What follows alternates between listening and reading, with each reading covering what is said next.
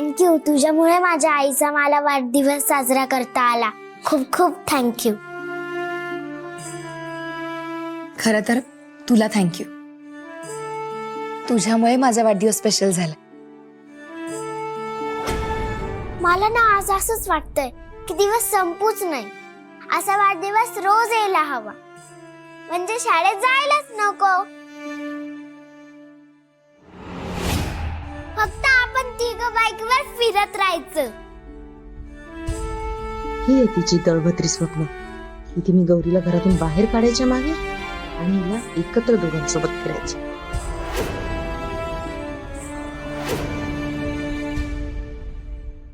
बिट्टी, अगं असा कसा रोज वेळ काढता येईल? गौरी आई थोडीच आहे तुझी, हो ना? गौरी आई नाहीये ना?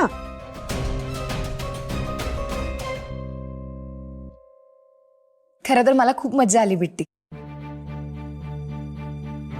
याआधी माझा वाढदिवस असा कधीच साजरा नव्हता झाला, पण तुझ्यामुळे तो स्पेशल झाला.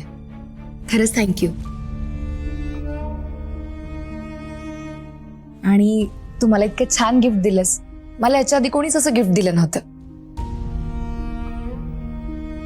आता तू मला इतकं छान गिफ्ट दिलंस म्हटल्यावर मी पण तुला ते काय म्हणतात ग?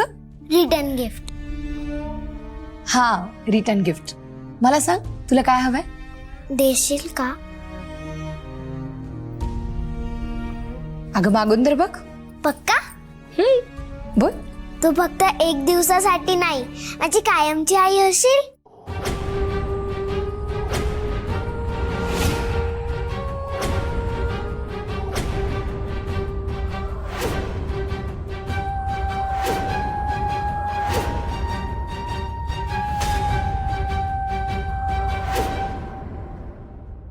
गौरीजी, गौरीजी ऐका ना माझं. रुद्र सर, मला थोडा वेळ हवाय, आपण नंतर बोलूया. तुम्हाला बिट्टीच्या बोलण्याचा राग आलाय का? मला नाही माहिती. हे बघा, बिट्टी लहान आहे आणि तिचं मत मी खोडून तर नाही ना काढू शकत. आणि तिला जे वाटलं ते स्वाभाविक आहे. तुम्ही तिच्या आई सर. तुम्हालाही असंच वाटतं का? मला याचं योग्य उत्तर नाही देता येणार.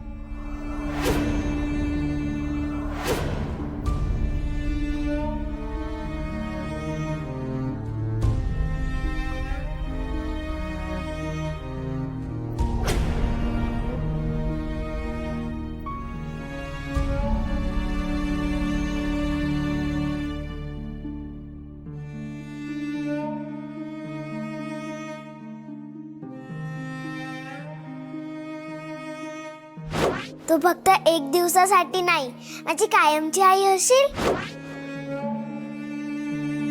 हे बघा, बिट्टी लहान आहे आणि तिला जे वाटलं ते स्वाभाविक आहे. तुम्ही तिच्या आई सर.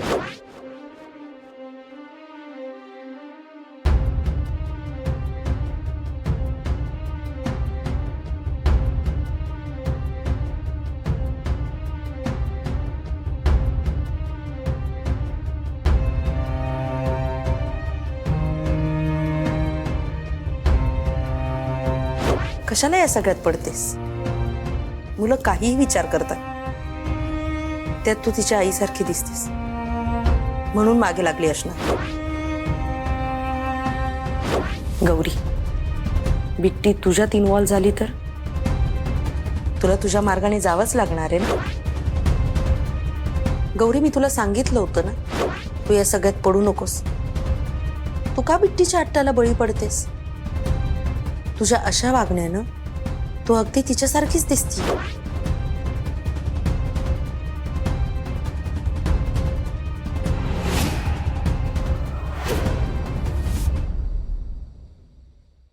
गौरी,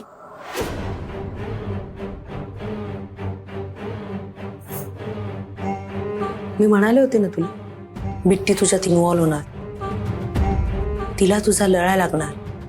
बघ, शेवटी तुझ्या अंगलट आलं की नाही. तू तिची आई होणं शक्य आहे का? तुला तुझं आयुष्य आहे गौरी.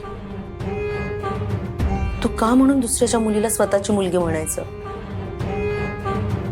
असं कोणाची आई होणं सोपं असतं का ग? मी तर म्हणेन, बिट्टीने जे काही विचारलं त्याला सर्वस्वी जबाबदार तूच आहेस. मी तर म्हणेन तुझ्या एक दिवसाच्या प्रेमाने बिट्टीवर इतका परिणाम झालाय. तुझ्या दररोज असण्यानं बिट्टीवर किती परिणाम होईल. तुझ्या इथे असण्यानं तिला तिच्या आईची खूप आठवण येईल. मग रुद्रलाही त्रास होईल. रुद्रच्या त्रासामुळे घरच्या सगळ्यांना त्रास होईल. ते दुःखी होतील आणि मग घरचे सगळे तुला त्रास देतील. तुझा हा चेहरा आहे ना गौरी, तो तुला इथे सुखाने जगू देणार नाही. मला तुझी काळजी वाटते म्हणून बोलतेय. ऐक माझं, तू निघून जा इथून. ह्यातच तुझं भलं आहे. हो पण गौरी, आता फार विचार करू नकोस. तू बिट्टीची आई नाही आहेस आणि हे सत्य आहे. मला माहिती आहे तुझ्या जाण्यानं माझ्या मुलाचं नुकसान होणार आहे.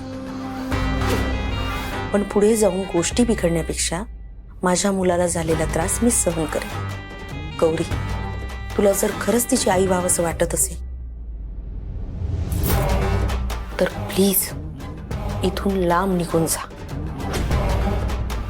नाहीतर ती मुलगी नाही जगू शकणार. लहान पोर आहे कधी. इथून निघून जाऊन सगळा गुंताच संपवायचा की इथे थांबून सगळ्यांच्या आयुष्यात त्रास पेरायचा, हे आता तू ठरव. विचार कर.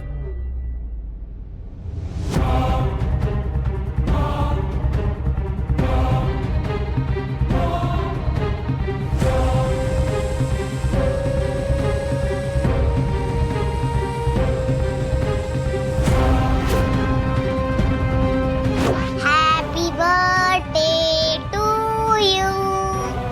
Happy birthday to you.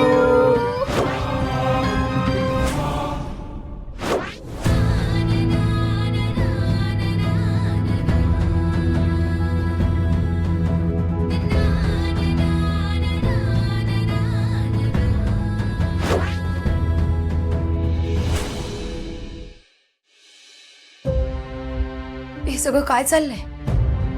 नाही, हे नाही होऊ शकत. मी फक्त बिट्टीच्या आईसारखी दिसते. ती ती मी नाहीये. आणि आणि कधीच नाही होऊ शकत. नाही नाही, असं नाही होऊ शकत.